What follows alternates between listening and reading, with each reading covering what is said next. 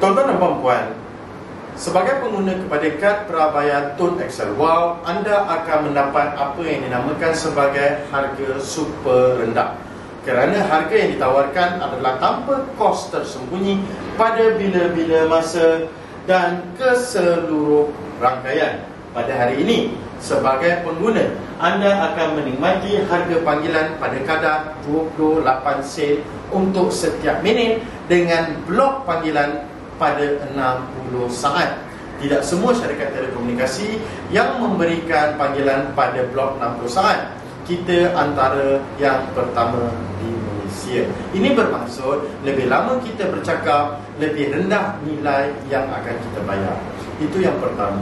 Yang keduanya, setiap kali kita membuat top up sebanyak RM50, kita akan menikmati percuma kredit masa berbual tambahan sebanyak RM20, menjadikan jumlah keseluruhan RM70.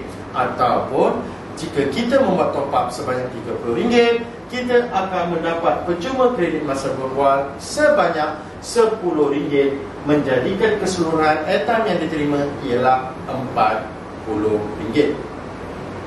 Sebagai contoh, katakanlah penggunaan anda RM150 sebulan, anda ada dua pilihan. Yang pertama, anda top up 50 campur 50 campur 50, anda akan mendapat 20 keseluruhan RM60. Total jumlah airtime yang akan anda terima 150 campur 60, keseluruhannya ialah 210. Itu pilihan yang pertama. Ataupun anda hanya membuat top up sebanyak 50 campur 50, menjadikan keseluruhan 100. Dengan tambahan sebanyak 20 campur 20 atau RM40, anda akan mendapat total airtime sebanyak RM140, menjadikan nilai hampir sama dengan penggunaan bulanan anda, iaitu RM150. Selain daripada itu, harga yang ditawarkan juga meliputi harga SMS 10 sen untuk satu SMS ke seluruh rangkaian, sama ada di dalam TuneTalk ke TuneTalk atau TuneTalk kepada Celcom, Axis, Digi dan U-Mobile adalah tetap RM10, serta pada bila-bila masa, tak kira siang ataupun malam. Kemudian harga yang ditawarkan untuk internet adalah 10 sen untuk 1 MB. Ada orang mengatakan kepada saya bahawa penggunaan postpaid lebih murah berbanding dengan prepaid. Tuan-tuan, saya selalu membuat analogi bahawa orang yang menggunakan postpaid dan prepaid umpama membeli sebuah motosikal.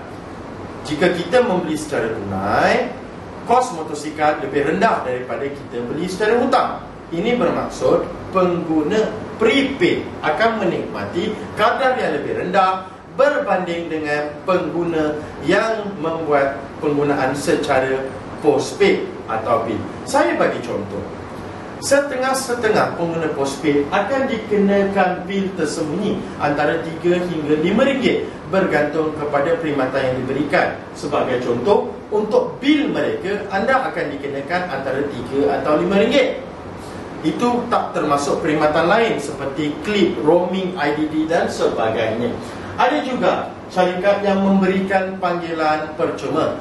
Panggilan percuma yang diberikan kepada pengguna berkenaan hanyalah untuk pengguna dalam talian yang sama. Saya nak tanya kepada tuan-tuan sekalian, hari ini berapa ramai anda pasti bahawa dalam telefon anda pengguna 012 itu adalah pengguna Maxis, pengguna 019 itu adalah pengguna Celcom, 018 pengguna U-Mobile dan 016 adalah pengguna Digi.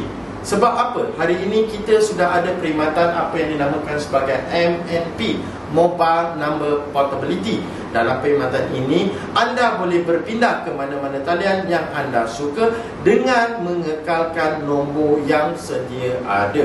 Sebab itulah apa yang ditawarkan oleh syarikat ini nampaknya tidak relevan, kerana kita tidak pasti berapa ramai yang ada dalam telefon kita sama juga berada dalam talian yang sama dengan kita.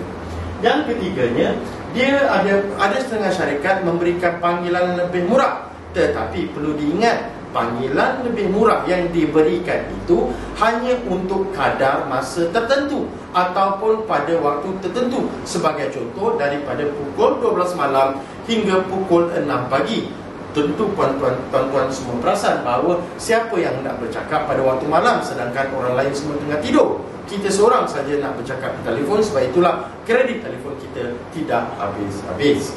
Ada juga syarikat yang memberikan internet percuma. Perlu saya jelaskan, internet percuma yang ditawarkan adalah pada kelajuan 42 ataupun 64 kbps. Kelajuan standard internet di Malaysia pada hari ini adalah pada kelajuan 386 kbps. Ada setengah syarikat pula memberikan internet tanpa had dengan syarat tuan-tuan berbelanja RM8 sehari dan tuan-tuan akan menikmati internet tanpa had. Dan internet tanpa had yang diberikan secara percuma ini hanyalah untuk mereka yang menggunakan aplikasi tertentu sahaja, sebagai contohnya Facebook, Twitter dan juga aplikasi-aplikasi sosial yang lain. Dan setengah-setengah browser tidak boleh digunakan, contohnya browser Safari, browser Google Chrome dan sebagainya. Dan sekiranya kita menggunakan aplikasi ini untuk akses kepada internet, kita akan dikenakan charge yang berbeza. Okey, itu saja untuk siri pada kali ini. Saya akan sambung untuk siri yang seterusnya.